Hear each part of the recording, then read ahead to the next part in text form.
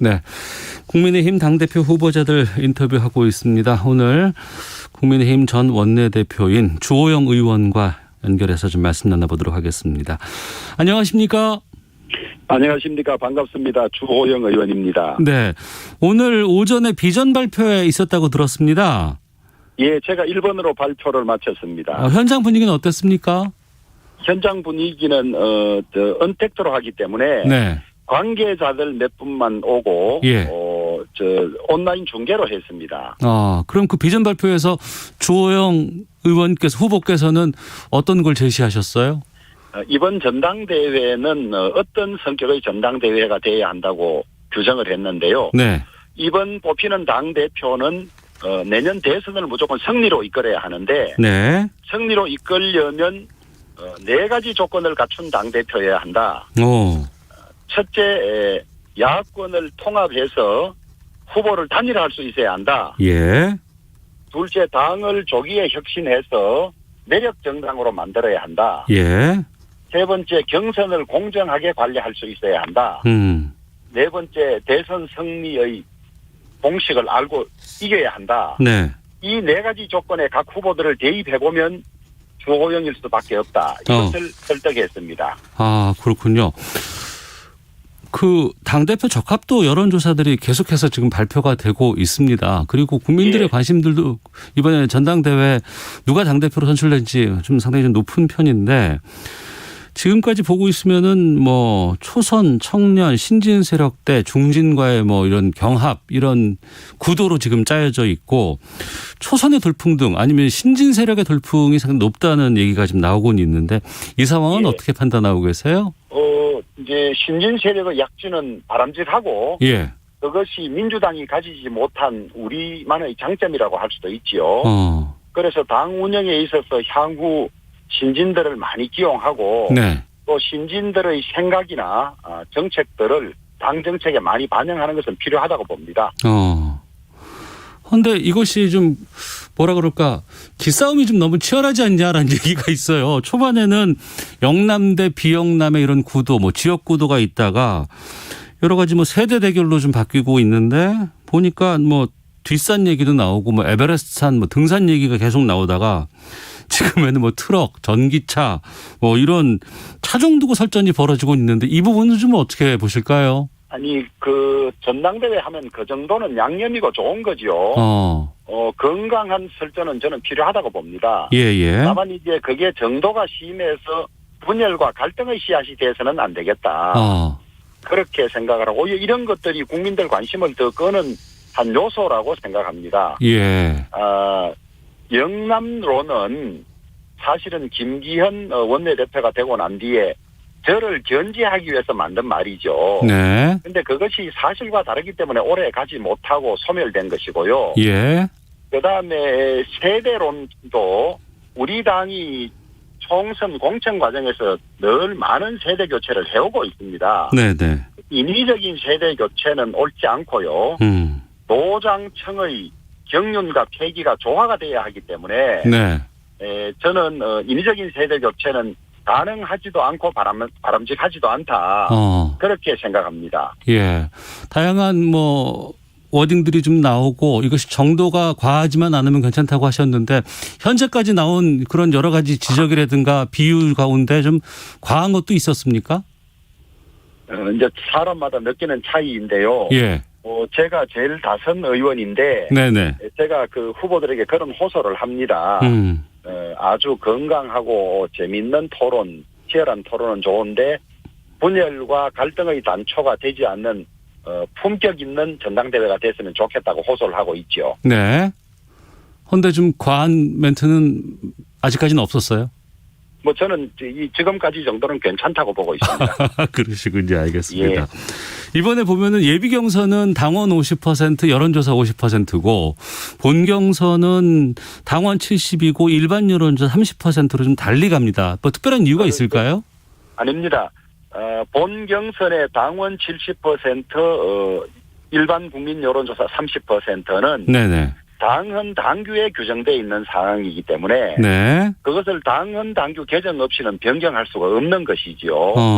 그래서 그거는 고정인 것이고 예, 예. 다만 이제 예비 경선에 있어서는 선관위의 재량이 좀 있으니까 네. 가급적 국민 여론조사를 조금 더 반영해서 민심을 좀 수렴하자 이렇게 결정을 한 것 같습니다. 네. 아무래도 당심이 본 경선에서는 가장 중요한 것 같은데 당원들의 지지를 끌어낼 좀 그 주 의원님만의 경쟁력은 어디에 있다고 보시는지요? 저는 우리 당원들께서 집단 지성을 가지고 계시기 때문에 네.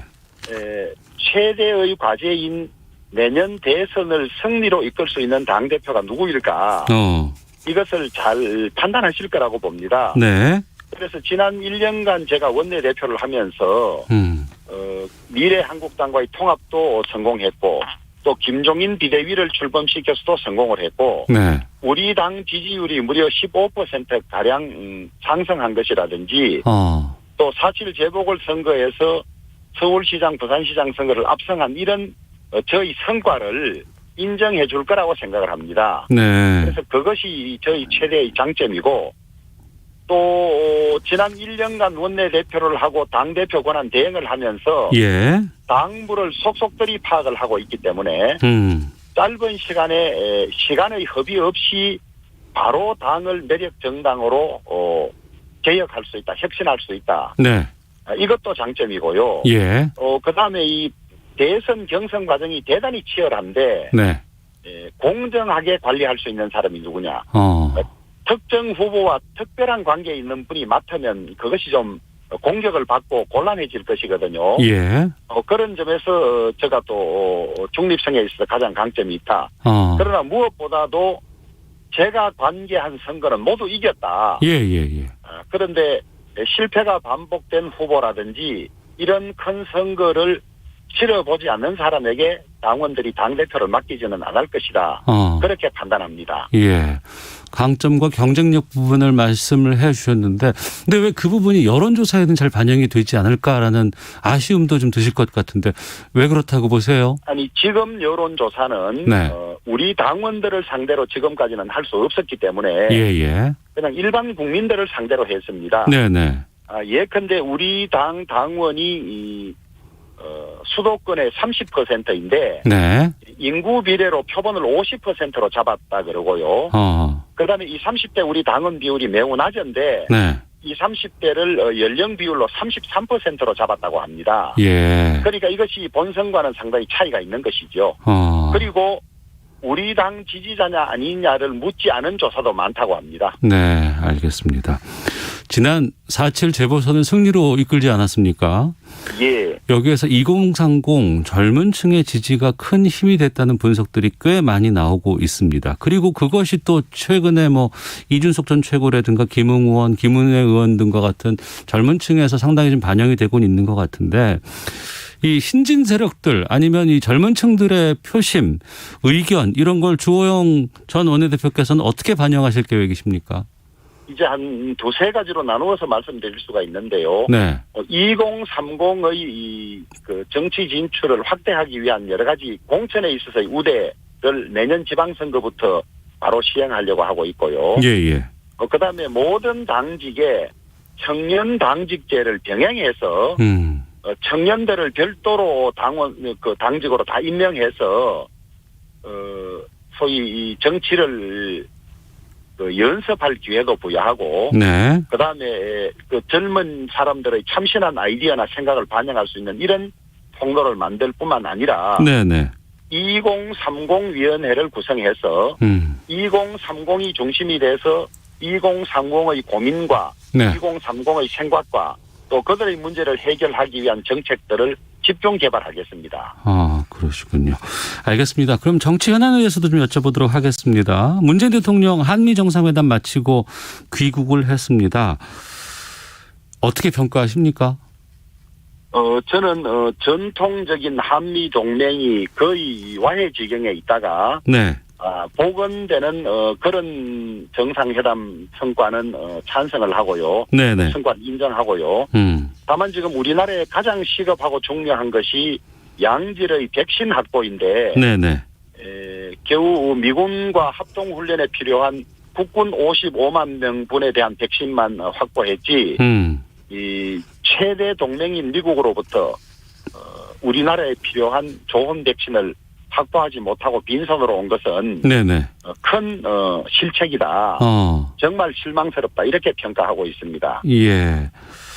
빈손으로 돌아왔다라고 말씀하셨는데 그래도 좀 뭔가 갖고 온 게 좀 꽤 많이 있었던 것 같기도 한데 어떻게 보시는지요? 백신은 55만 명분밖에 가져오지 못했지 않습니까? 백신 외에도 뭐 여러 가지 뭐 미사일이라든가 뭐 다양한 부분들도 좀 있지 않습니까? 거기에 대해서는요. 한미 동맹이 복원된 성과에 대해서는 저는 인정을 한다고 말씀드렸습니다. 그러시군요. 알겠습니다. 당내 현안에 대해서도 좀 질문 좀 드려보도록 하겠는데요. 당대표가 되면 7월 안에 국민의당과의 합당을 성사시키겠다 이렇게 밝히셨어요. 예. 근데 지금 국민의당은 이 7월 전에 정상적인 정당 활동하고 있다면서 지역위원장 공모를 지금 받은 상황인데 예. 이 부분은 합당에 좀 걸림돌이 되지 않을까 싶은 우려도 듭니다만 어떻습니까? 그게 계속 진행이 되어서 당협위원장이 선정되면 합당에 걸림돌이 될 수 있어서 예. 많은 우려를 가지고 있습니다. 제가 당대표 대행을 마칠 때 합당에 장애가 없는 것을 다 판단을 하고 합당을 하기 직전까지 가 있었는데 네. 여러 당내 사정으로 합당 선언을 하지 못한 채 그만두었는데 이게 대행 체제가 길어지면서 합당이 지지부진해지니까 네. 국민의당으로서는 그냥 합당만 바라보고 손 놓고 있기는 어렵지 않았나 이래서 아마 공모 절차에 들어간 걸로 알고 있는데 네. 제가 당대표가 되면 지금까지의 논의를 토대로 바로 합당하도록 하겠습니다. 야권 통합이 가장 주의 적임자라고 말씀해 주셨어요. 지금 뭐 윤석열 전 총장이라든가 외부 인사의 입당을 7월 말까지 마무리하겠다는 의지도 보이셨는데 이 부분에 대해서도 좀 구체적인 것들을 좀 말씀해 주시죠. 7월 12일부터 대선 후보들은 예비 후보 등록을 해서 활동을 할 수가 있고요. 예. 우리 국민의힘은 11월 9일까지 대선 후보를 뽑도록 되어 있는데 네네. 뽑는 데 필요한 최소한의 기간이 3개월 이상이라고 합니다. 그러면 8월 초에는 우리 당의 공식적인 경선 레이스가 시작돼야 하는데 네.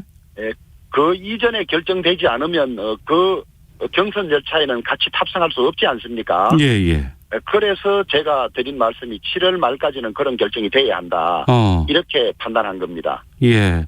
아무래도 범야권에서는 윤 전 총장이 가장 우뚝 서 있는 상황이긴 한데 뭐 관련해서 뭐 교감 같은 것들이 좀 있습니까?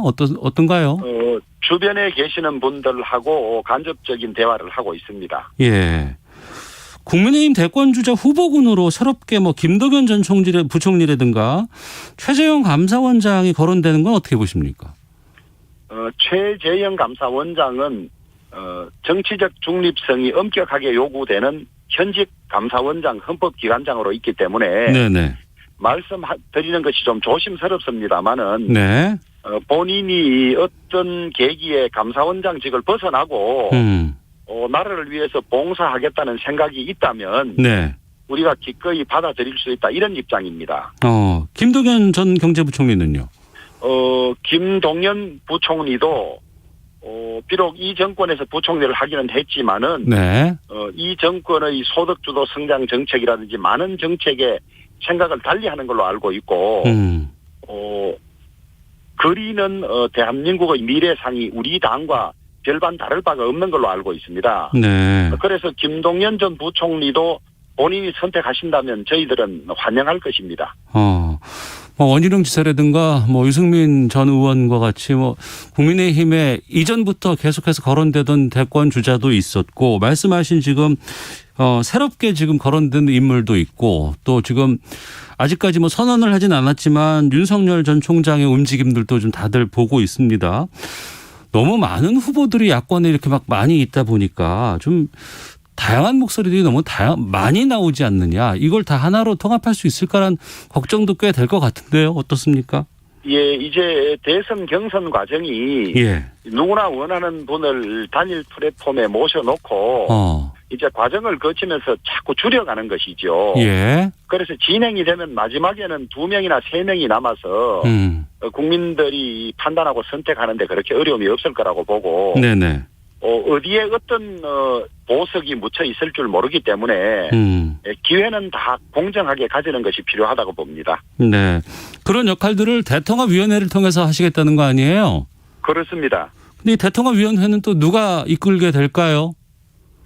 대통합위원회는 경륜 있는 많은 분을 모시겠습니다마는 네. 통합위원장은 네. 적어도 현실 정치도 잘 알고 계실 뿐만 아니라 네. 이 대선 후보들도 신망할 수 있는, 신뢰할 수 있는 네. 그런 훌륭한 분들로 모시려고 합니다. 어떤 분들이 떠오르세요? 구체적으로 지금 성함을 말씀드리는 것은 예의가 아닌 것 같습니다. 아, 그렇습니까? 예. 김종인 전 비대위원장에 대한 얘기가 참 많이 나옵니다. 그리고 이번에 예. 4.7 보궐선거의 승리도 어떻게 큰 역할을 하긴 했는데 예. 당에서 나가시고 나더니 쓴소리나 거친 소리가 계속 나오거든요. 그건 어떻게 예. 듣고 계십니까? 제가 직접 만나서 말씀을 못 들었기 때문에 예. 자세한 이 마음은 생각이나 이런 건 알 수는 없습니다만은 네. 지난 1년간 모셔오면서 문재인 정권과 민주당 정권이 나라를 망치고 있다. 이런 것을 저지하기 위해서는 반드시 정권 교체가 필요하다는 확고한 생각을 가지고 계시기 때문에 네네. 대선 과정에서 정권 교체와 저희들의 승리를 위해서 네. 크게 도와주실 걸로 그렇게 생각합니다. 그런데 지금 계속해서 거론되는 얘기들을 좀 정리를 해보면 김종인 전 비대위원장 같은 경우에는 신진 세력들이 이 당을 좀 이끌어야 되지 않겠느냐. 그래야 대선 승리가 보인다. 뭐 이렇게 생각도 하고 계시는 것 같습니다만. 생각은 때에 따라서 바뀔 수 있지 않겠습니까? 예. 그렇기 때문에 우리 당의 신진들을 격려하고 또 도전을 장려하는 것은 저는 바람직하다고 보고요. 예. 제가 경험한 바에 의하면 그분은 여러 사람들에게 정치적 포부를 크게 설정하고 준비를 하라고 응원하고 격려하시는 그런 분으로 알고 있습니다. 알겠습니다. 당대표 되시면 당청 관계라든가 여당과의 관계는 어떻게 설정하실 계획인지도 좀 여쭙겠습니다. 네, 당청 관계, 여당 관계는 사실은 청와대나 여당이 어떻게 설정할 것이냐에 따라 좌우되는 것이지. 예. 우리 야당이 의석수가 적은 야당이 무슨 원한다고 될 일은 아닙니다만은. 네. 우리는 지금 4년째 협치, 그다음에 의회 정치, 법치주의 이런 것을 요구하고 있는데. 네. 민주당이 지난 총선에서 180석을 얻고 난 다음에는 의회주의나 법치주의 또 국회의 관례 이런 것까지 모든 것을 무시하면서 일방적으로 독주하고 있어서 네.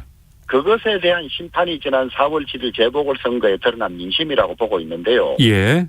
죽비를 맞았으면 정신을 차리고 다시 딴 방향으로 민심을 따라가야 하는데 네. 아직까지도 전혀 그러지 못한 것 같아서 너무 안타깝고 국민들로부터 더 큰 질책을 받아야 고치려나 이래 생각하고 있습니다. 네. 내일 모레 예비 경선 결과 발표되고 전당대회가 6월 11일이니까 오늘로 한 17일 정도 남은 상황인 것 같습니다. 마지막으로 청취자분들께 꼭 하고 싶은 말씀 있으시면 시간 드리도록 하겠습니다. 대한민국 이대로는 되지 않습니다. 경제, 안보, 외교, 백신, 사법정의, 공정 모두가 깨어졌습니다. 내년 3월 9일 대선에서 이 잘못된 정권을 교체해서 반드시 대한민국이 민주주의와 법치주의, 공정에 충실한 나라가 되도록 하는데 국민들이 많은 관심을 가지고 지원해 주시기를 부탁드립니다. 예, 알겠습니다. 오늘 말씀 여기까지 듣겠습니다. 고맙습니다. 감사합니다. 네, 지금까지 국민의힘 주호영 후보와 함께 말씀 나눠봤습니다.